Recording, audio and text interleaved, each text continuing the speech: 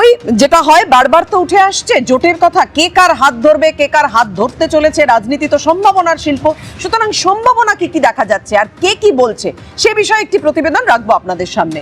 এবার কি মিমের হাত ধরতে চায় সিপিএম? মিমের রাজ্য সভাপতি দাবি করছেন আলোচনার জন্য ফোন এসেছে সিপিএম নেতৃত্বের কাছ থেকে।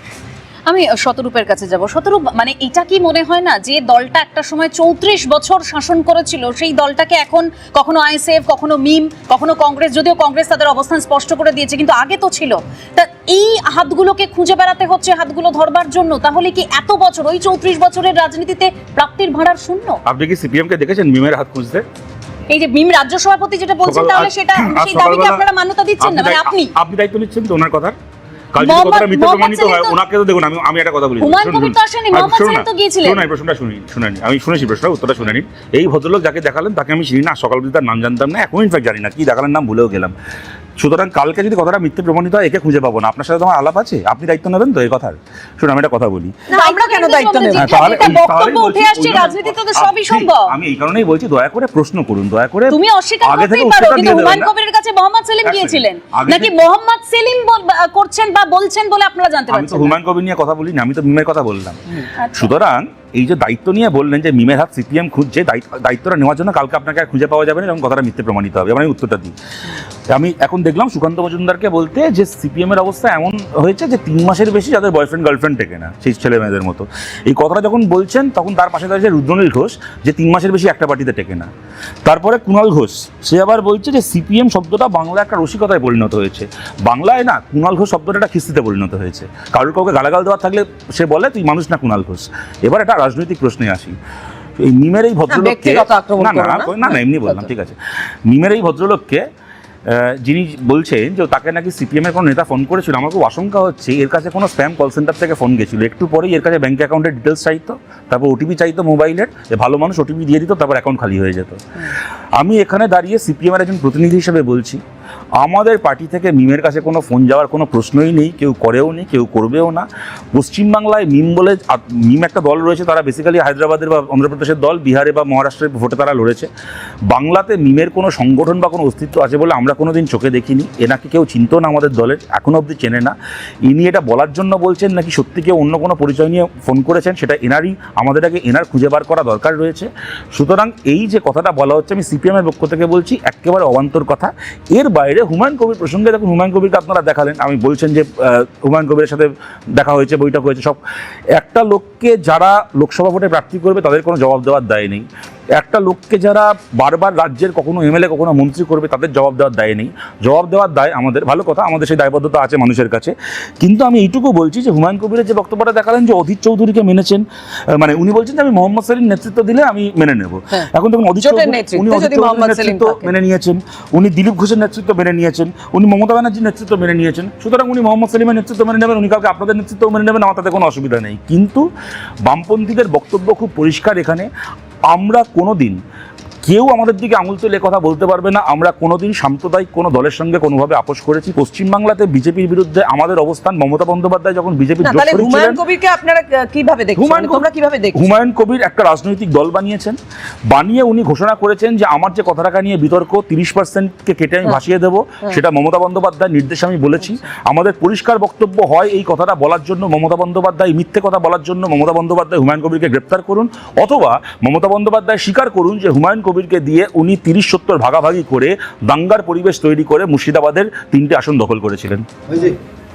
তার মানে হুমায়ুন কবির যেটা বলেছেন, মানে নিজের ইচ্ছায় কিছু বলেননি, এটা হুমায়ুন কবির বলছেন। যদি হুমায়ুন কবির মিথ্যে বলে থাকে তাহলে মমতা ব্যানার্জি গ্রেফতার করাক, আর যদি হুমায়ুন কবির সত্যি বলে থাকে তাহলে মমতা বন্দ্যোপাধ্যায় জবাব দিন কেন আপনি রাজনীতি করেছেন। শুধু সাসপেন্ডেড হয়েছেন, সাসপেন্ডেড হওয়ার পরেই কথাটা বলেছেন, সাসপেন্ডেড হওয়ার পরেই কথাটা বলেছেন। এই মন্তব্যের জন্য নয়, কিন্তু এই মন্তব্যের জন্য নয়, এবং এক্স্যাক্টলি এই মন্তব্য করার জন্য কখনো সাসপেন্ডেড হননি। উনি আমি সুমনদার কাছে আসব, যখন উনি বললেন আমি অভিষেক ব্যানার্জি দলে আরো বড় দল বিরোধী মন্তব্যের জন্য, হ্যাঁ একেবারে সুমনদা। হুমায়ুন কবিরকে যারা ধর্মনিরপেক্ষ একজন ব্যক্তি মনে করছেন বা একটি ধর্মনিরপেক্ষ শক্তি মনে করছেন, আমি তাদের চিন্তাধারা নিয়ে কোনো মন্তব্য করব না। মাননীয় প্রদেশ কংগ্রেস সভাপতি পরিষ্কারভাবে বলেছেন হুমায়ুন কবিরের মতন ব্যক্তি বা রাজনৈতিক শক্তির যেটা ধরুন কথার কথা কোট আনকোট উত্থান হয়েছে, তাদের সঙ্গে বা তাদের ধর্মনিরপেক্ষ ভাবার কোনো প্রশ্নই নেই। কারণ এই হুমায়ুন কবির আজকে বলছেন মমতা বন্দ্যোপাধ্যায় শিখিয়ে দিয়েছে। হুমায়ুন কবির তো নার্সারির বাচ্চা নয় যে মমতা বন্দ্যোপাধ্যায় শিখিয়ে দেবে আর উনি বলে দেবে। বামেদের হাতছাড়ার বা বামেদের সঙ্গে না না বলবেন, আপনি বলবেন, আমি শুধু একটা প্রশ্ন জুড়ে দিচ্ছি, বামেদের হাতছাড়ার কারণ কি? কংগ্রেস না একটা কথা আমি আপনাকে বলি, বামেদের হাত ছাড়া বা ধরার কারণ নেই। একটা কথা পরিষ্কার জানতে হবে, বামফ্রন্টের সঙ্গে জাতীয় কংগ্রেসের জোট কোনোদিন ছিল না, আসন সমঝোতা ছিল। সেটা 2016 সালেও হয়েছিল, 21-এও সেটা ভাঙলো হয়েছে, কেন? 24-এও হয়েছে। সেটা এবার ভাঙলো কেন? তাহলে আপনি যদি এত বিশদে জিজ্ঞেস করেন আমায়, তাহলে বিশদে উত্তর দেওয়ার কিন্তু 2 বলুন মিনিট না, সময় দিতে হবে। বলুন। এক হচ্ছে আসন সমঝোতা হয়েছিল এবং আমরা একসঙ্গে লড়েছি, কাজ করেছি বিভিন্ন জায়গায়, একই মঞ্চ ব্যবহার করে, কখনো বামফ্রন্টের প্রার্থী কখনো কংগ্রেসের প্রার্থীর হয়ে আমরা প্রচার করেছি, এই অবধি সব ঠিক আছে। বিষয়টা হচ্ছে জানেন তো, একটা জোট বা আসন সমঝোতা বজায় রাখার জন্য একটা পরিবেশের প্রয়োজন হয়। এই কালীগঞ্জের যে উপনির্বাচন হলো, তার আগে 6টা উপনির্বাচন হয়েছে। 6টা উপনির্বাচনের মধ্যে 5টা বামফ্রন্ট লড়েছে। বামফ্রন্টের থেকে কি বক্তব্য রাখা হয়েছিল? শরিকরা তাদের জায়গা ছাড়তে রাজি নয়, পারলে সিতাইও তোমরা ছেড়ে দাও, ঠিক আছে, কিন্তু অ্যাডজাস্টমেন্ট করে কংগ্রেস সিতাইতে লড়েছিল। দ্বিতীয় কথা এলো কালীগঞ্জের উপনির্বাচন। আজকে নিশ্চয়ই এখানে বামফ্রন্টের প্রতিনিধি তাদের শীর্ষ নেতৃত্বের কাছে যদি জিজ্ঞাসা করেন জানতে পারবেন। যদি আপনি মনে করেন যে দুটো রাজনৈতিক শক্তির মধ্যে একটা আন্ডারস্ট্যান্ডিং আছে, সিট অ্যাডজাস্টমেন্ট আছে, তাহলে হঠাৎ করে কোনো উপনির্বাচনের জন্যে হঠাৎ সমর্থন চেয়ে চিঠি দিতে হবে কেন? ভায়োলেশন অফ মিউচুয়াল আন্ডারস্ট্যান্ডিং সেই থেকে শুরু। 2, 3 নম্বর হচ্ছে, আমি একদম এখানে বামফ্রন্টের প্রতিনিধি গিয়ে তাদের নেতৃত্বের কাছে জানতে পারেন যে আমি কথাটা সত্যি বলছি না মিথ্যা বলছি। দ্বিতীয় কথা হলো, এবার আমাদের সিদ্ধান্ত নিতে নিশ্চয়ই দেরি হচ্ছিল, কারণ দীর্ঘদিন কংগ্রেস একা লড়েনি। কংগ্রেসের তো একটা সেকশন আছেই দলের মধ্যে যারা চায় আমরা একা লড়বো, তাতে যা হয় হবে। দীর্ঘদিন ধরে নানা রকমের আলোচনা চলছিল, একটু হয়ে গেল। আর ডাকারি দরকার নেই কংগ্রেসকে, আপনারা শেষ করুন, অনন্তকাল তো সময় দিতে পারবো না, আমাকে তো শতরূপের রিঅ্যাকশন আছে, আপনি শেষ করুন, আপনি শেষ করে নিন, আমার ইন্ডিকেশনটা ছিল আপনি শেষ করে নিন, অনন্তকাল তো আমি সময় দিতে পারবো না, আপনি শেষ করে দরকারই নেই, বলারই দরকার নেই, আপনি বরং সিপিএম এর ব্যাখ্যা নিয়ে নিন।